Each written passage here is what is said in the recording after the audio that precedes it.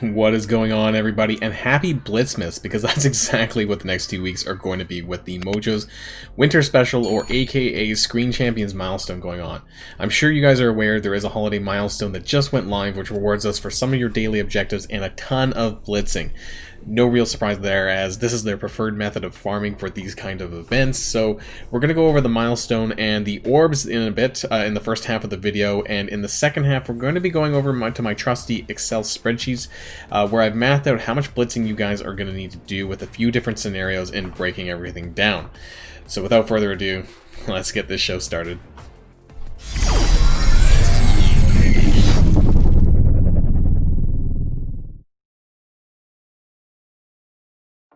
Alright, and to get things started, I just wanted to go here on this is the milestones, by the way, the milestone selections window, and this is where we can see the Screen Champions milestone. It is a 14-day milestone, so that's good. We do get a little bit of time, so that's going to run all the way until Monday, January the 4th is when it's going to end. And so when we click on this, there's a lot of rewards in here, and the only way that you can score with this is primarily through opening these orbs, the Primetime Orb Syndication and Rerun. So basically this is orange, purple, and blue gear orbs. They're just renamed that way, and you get a lot of rewards. You get they're actually really generous in my opinion. You do get quite a bit of character shards, energy, and ABCs, lots of ABCs, lots of purple gear, particularly purple catalyst gear and orange catalyst gear, on top of some superior uniques as well. Character shard wise, they're very generous. They have all of the newer characters basically from Beast onwards. You guys can check this out yourself. There's plenty of rewards, and particularly when you get 2/3 of the way down here, there is a 5 red star Beast. I hope that Beast becomes farmable pretty soon, because it kind of is strange that he is the 5 red star reward here, but he's not actually farmable yet, so fingers crossed, I guess. And with the Astonishing X-Men being a thing, I guess you're going to need to get him a bit higher if you're going to be building that team.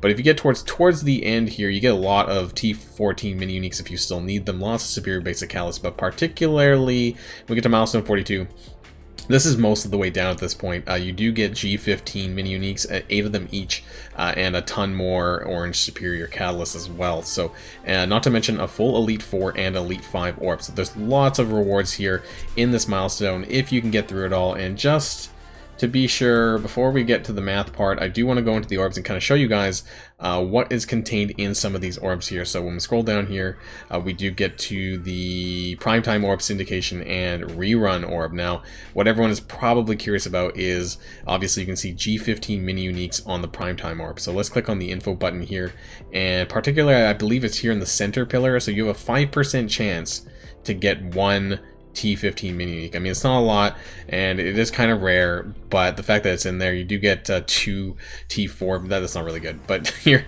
it does guarantee some other orange gear in here as well. That's most of the time, but you do have that slim chance that maybe you'll get some T15 mini uniques. And on the sides here, you do get a chance at Elite 4 and Elite 5 credits. Those are kind of rare as well. You get some orb fragments, and you get more orb fragments. And then on the right, I believe it's the same, is it? Oh no, it's more gear? Okay, so you got more gear on the right, fragments and elite fragments on the left, and then possibly G15 mini uniques or G14 mini uniques in the center. That's for the Primetime Orb. I'm not really sure if the others are super worth opening for the same price, because it's only 200 more to get the orange, and even if you know, I would still, even if you're not quite there yet at the G13, 14, 15 level, I would still kind of open the orange, the Primetime Orbs, because I think long term you're probably going to get better rewards out of this that you're going to want to need. That being said, this is very similar to the Fun in the Sun event that we ran before, where they had 3 different orbs as well.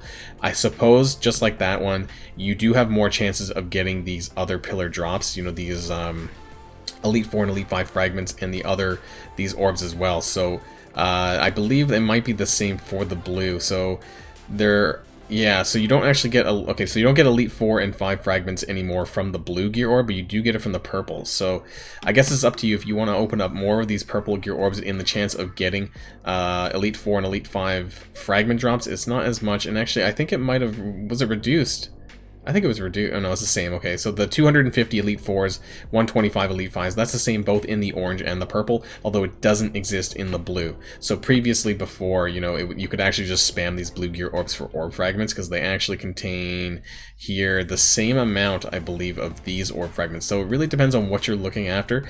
Me personally, I'm probably going to be opening the primetime orbs, the orange orbs, to get a better chance at G15 mini uniques, even if it's just a slim chance. You know, a few extra pieces will help and kind of go a long way towards my progress towards getting into Dark Dimension 4. But depending on what gear you guys need the most, it doesn't really matter what gear or what orbs you open. They're all going to contribute to the same points that you need to clear this event, which, by the way, in case I didn't make that clear enough before we got started here, it is at the very end. The total number of points is 72,000, but there is actually a winter login calendar that does contribute 950 points, I believe, because you are getting screen time currency and you're getting energy in that login calendar, which I'll show that when we get to the spreadsheet math. So that's what we're going to jump over to now. Let's head on over there. Alright guys, and I just wanted to start off here with the winter special login calendar in case you guys weren't aware. If you're on the West Coast like me, you might not have seen this yet. So this does include 600 screen time currency and 250 energy, which is essentially 250 more currency, so a total of 850. So this is going to go towards my calculations and subtract it from the grand total. So let's minimize this and let's bring up the spreadsheets here. So it is a total of 72,000 points that you need, but like I said, the 850 I subtracted that, so really the grand total is 71,150. This is the Screen Champions milestone, 14-day event milestone. You have 14 days, just to be clear about that. And you can get points either by opening the primetime, syndication, or rerun orbs, essentially orange, purple, or blue orbs, worth 800, 600, and 300 respectively. If you only open the primetime orbs, this is 89 orbs total that you need to open. Now, in terms of your daily currency that you're going to be getting, you do get 400 from your raid battles objectives, and this is the optional battles, but most people will end up doing this assuming you're in an alliance. 200 from the real-time arena objective. Now, I do want to stress that this is only available, I believe, for level 60 plus characters who are level 60 plus people who do have this mode unlocked. Now, if you don't, this is going to be probably a loss of 2,800 screen time currency over the course of the event, so you might have to calculate for that. But chances are, if you don't have the real-time arena unlocked, you might not even be able to clear the full event anyways. Arena battles, you do get 200 for your daily objective there, and campaign energy 1,008. Now this is your 288 daily energy that you just get from the clock ticking down, 240 for your three daily refreshes, and 480 up to 480 energy from your core refreshes. This is a total of 4. Now I'm only accounting for the 50 core refreshes, not going into the 100, so if you do more than that, then that's on you. And you do actually get screen time currency from the ISO 8 campaign, which was a bit surprising. I didn't know that was going to happen. So that's a total of an additional 720 energy. You do get 360 daily. Now this is different because it is on a different timer than the regular campaign energy. You do get 240 for free, just like your daily refreshes, and I put 120 from one daily refresh. These are like your ISO refresh tokens, or whatever you can call them. You get this from some of your daily objectives, I believe from the Villains campaign one, and maybe your arena one as well. Now this gives you a grand total of 2,528 daily screen time currency, and that's going to go into the calculations here into my scenarios. Now the total blitz win screen time that you get if you do simulated wins, you get 22 points for that and 36 on a manual blitz. So all of these scenarios that I have over here are assuming that you have at least 5 extra teams that you might either use to accidentally, either you drop down tiers if you're playing manually, or you might lose, because sometimes when you're going through blitz simulating, you know, you don't always win every single battle, and so this kind of accounts for this. So scenario 1 is the best case scenario. This is a total of 25 blitz wins at 6 rotations. So this is your end game people that, like myself, you know, who have all the characters unlocked, or most of them, and this is a total of 25 team wins. Now you're going to get, of course, the 25-28, that's from over here. That's your daily screen time from objectives and energies. If you're just doing blitz simulating, you're going to get 3,300 currency. That's from 6 rotations at 25 wins. If you're doing this manually, though, you're going to get 5,400. Total screen time is adding them up together, and then you get the total days needed to complete. And this is pretty good. So this is 12.2 days if you're doing it entirely through simulating. Even quicker, 9 days here if you're doing it manually. So this really, at this point, I mean, you might as well just do the simulating because it's going to save you time if you have a full slate of blitz teams that you can run through. Now, scenario 2, this is the middle ground. If you have 20 blitz wins, depending on how many teams you have available, this is kind of like your late game, but late mid game, depending on how many characters you have built up and ready to go for blitzing. Again, the daily screen time is exactly the same, but the amount of blitz currency that you're going to get is a little bit less. So if you calculate this up, you do get a total of just enough here if you're just simulating for 6 rotations. Basically what that means is you're going to need to make sure you're getting at least 6 rotations daily and doing all of your daily objectives and spending your energy on time. I do want to point out this doesn't actually account blitz charges, so if you do have lots of blitz charges saved up, then be sure to spam your sure to win teams, your Black Orders, your Phoenix teams, your Symbiotes, or your Asgardians, whatever teams you need to. Do it 25 times 3 times for each of those teams, and that should get you a chunk more of this screen time currency. I don't know how many people everyone has, different amounts, so I didn't account for that necessarily. But if you are one of these people who are kind of close on the 14-day aspect here, then make sure you spam out some of these blitz wins here. And if you are doing this entirely manual with 20 blitz wins, you are going to get this at roughly 10 and a half days here. Now, where it does get a little bit tricky here is the scenario 3. This is the worst case. This is with 15 blitz wins. We probably could have gone more worse than this, but this is assuming that you have about 75 characters, probably about half the characters unlocked in the game, and you're doing 6 rotations. Again, all of this stuff is kind of the same.